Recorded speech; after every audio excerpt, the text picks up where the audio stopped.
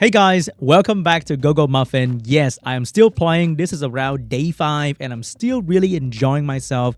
And right now, my healer class has progressed to probably the maximum amount possible because the next progression is the class change. And I can't even do that. The only way for me to progress with the next class change is to wait for the game to allow me to do that in the next 16 hours. And for now, I'm just AFKing to get a bit more EXP around the story mode. And I've done all the dungeon as well. Very fun. And today I want to do a beginner guide to the healer class, the acolyte class, because I think healer is great. Everybody kind of need you at some point, and you are very good at doing main story on your own because the healer class can do both damage and healing at the same time, so it's pretty cool.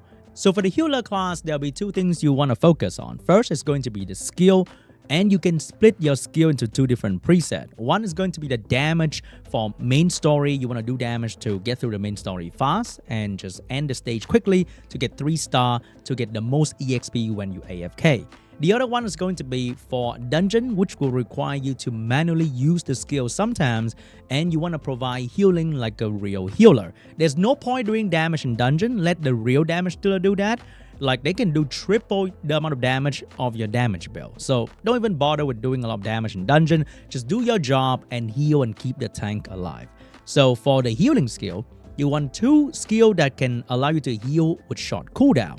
So I will have group healing here to AoE heal the team because every boss cannot do AoE damage. So even the backline will need some healing as well. And you want another maybe single target healing skill to cast on the tank to heal it a bit more so that the tank can survive, or the close quarter assassin class that also stay near the boss and receive a lot of damage.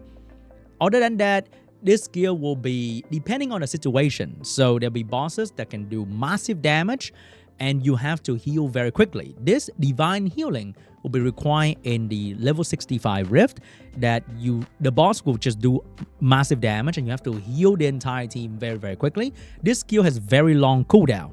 And for this skill, you have to cast it manually because you don't want to use it randomly. You want to use it when the boss is going to do the big damage attack. So this is amazing to keep your team alive when the bosses go crazy on your entire team. But very long cooldown, and you only need to use it like twice every match. For the passive, you're going with healing passive. So the green ones are usually healing passive. You can see right here, we have 3 green ones that allow you to heal with your basic attack and also provide more value of healing. I actually have one passive here that allow me to do a bit more damage because you don't really need any other things, to be honest. But having this, because when you do a lot of single target basic attack, you can do a bit more damage with this passive. And I also have this one here instead of another damage passive because this one restore myself with energy. And that just means you are using your basic attack skill more often, and that will allow you to heal with the passive from the other passive more often. But there'll be bosses that want you to provide a shield instead of big healing. So you want to swap with Radiant Barrier. So this will cast a shield for your team to block the incoming damage. This one is for the gold digger guy, the guy that hunt the treasure in the desert. So that guy requires you to have the shield to block the gold coin falling from the sky kind of skill. So depending on the boss, you want either Divine Healing or Radiant Barrier for now. For the equipment, there are a few stats that I want you to focus on. So in this game, critical hit can also occur for healing, which means having high crit is not a bad idea. And most healing will scale with attack power, so having more attack stat will allow you to heal for bigger value. And having higher haste will allow you to shorten the cooldown of your healing. As you can see right here, the cooldown of the heal is affected by haste. So this is pretty much like what you really need to heal better, faster, and more. For defensive value, just have higher HP and defense, whether you get evasion or blocks or whatever, it's gonna be great, but have high HP and defense. Most of the time, you don't get attacked anyway. But having higher defensive value allow you to survive the AoE attack so you don't die randomly before your damage dealer die, because the moment you die, there's a very good chance your entire team will lose.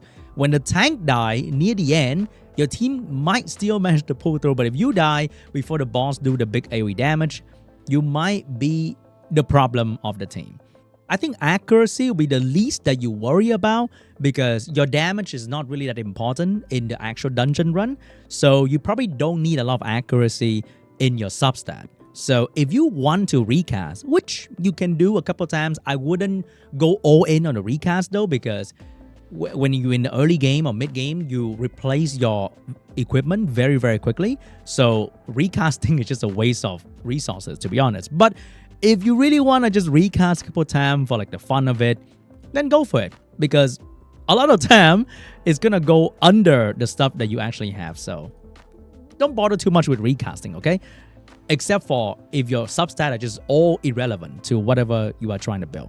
What about pet? What is the best pet for healing? So right now, these are the pet that I have. You cannot really choose what you get. I actually managed to pull the Demon Hound, but this one is for the late game. If you pull this guy, I suggest actually to not use him right off the bat. You can keep it for later when you actually accumulate high critical stat, because this will only work really well when you actually crit on the enemy. And for the early mid-game player, you probably have shitty crit stat anyway, so you probably won't crit on the enemy. You might want to start using it when you look at your stat and you see that your crit is like 40-50%. Right now, it's like 10-20%. I wouldn't even bother because if you don't crit, you don't really enjoy the Demon Hound anyway. On the other hand, if you just use a pet that increase your damage in general, that's gonna be great because you are guaranteed to get that damage increase. However, for healer class, in the dungeon run where it really matter, you don't even need damage increase anyway. So I would suggest to go for this one if you haven't pulled the legendary one that has the same effect. So this one will reduce your tactical skill cooldown by 10 seconds, like straight up, just 10 seconds instantly cut off in your tactical skill, which is the healing skill that you really need.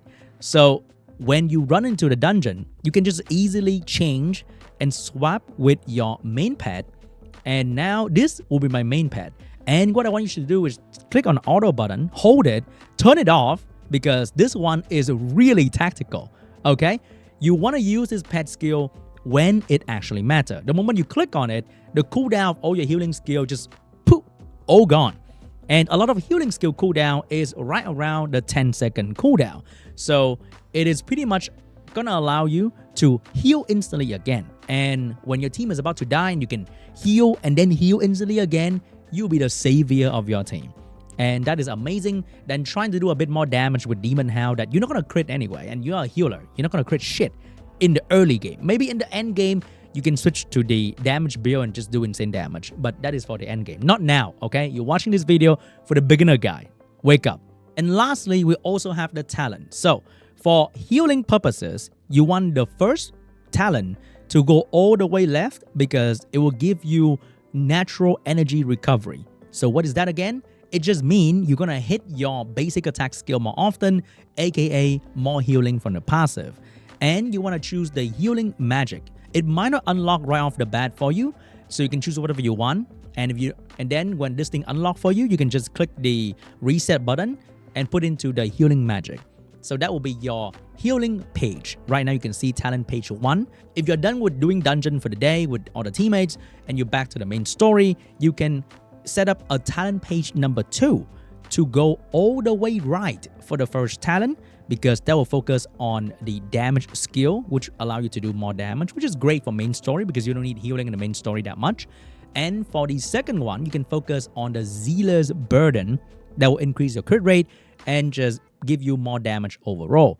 So the game is very, very flexible in that regards. I can click enable right here and it will enable me to do more damage in the main story.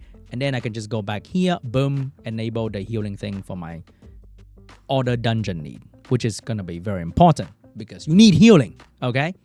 And I just recently unlocked the artifact system. It's pretty simple. You don't actually have to really worry about it too much because you're gonna get random artifact anyway, and all of them will combine to give you a lot of stats overall. So just upgrade every single one of them when they comes and you should be good to go. And the last but not the least important thing is when you play the Rift content, you actually have to play the game. Don't just AFK, don't look away because you have to heal when it matters, okay? So this one's the hardest Rift available right now, the level 65, which will need you to do the divine healing very on point, because if you miss that chance, your entire team will just pretty much die, because we can't really out-level this thing just yet at the moment. So hold the auto button. I will have the auto cast for the group healing on. I will keep the purification off and divine healing off, and even my pet off, because this will allow you to cleanse debuff when the boss decides to put debuff on you. You don't know when that's gonna be, especially when it's on auto. So turn it off. Only the group healing can stay on. And I also turn off the pet skill so that I can just reset my healing skill when it actually matters. Do this thing. The skill available once again immediately. I can heal cleanse once again pretty much instantly, because my tank is not looking so hot. His combat power is kind of low, so I'm pretty sure his stat is not too high, and he might die if I'm not focusing. Oh, here comes the big skill. We're getting absolutely smashed. Big divine healing, and look at that HP. It refused to go down. And that is pretty much the only time you need to use this skill. If your team does a lot of damage, at this point, you can actually just take the divine healing out if you want to do more damage to end the fight faster. But if you're lazy, you just want to sit back, relax, and enjoy the show, then you probably can just ignore the skill there. And that's all I have for you guys for the Acolyte class for the beginner guide. Let me know what you think about this class in the comment section down below. If you want more Go Muffin content, let me know in the comments down below. Maybe leave a like, because that's the only way for me to know whether you want more of Go Muffin or not. If you don't want more Go Muffin, that's totally fine with me too. I'm just gonna play and enjoy it on my own. Thanks for watching. I'll see you guys in the next one.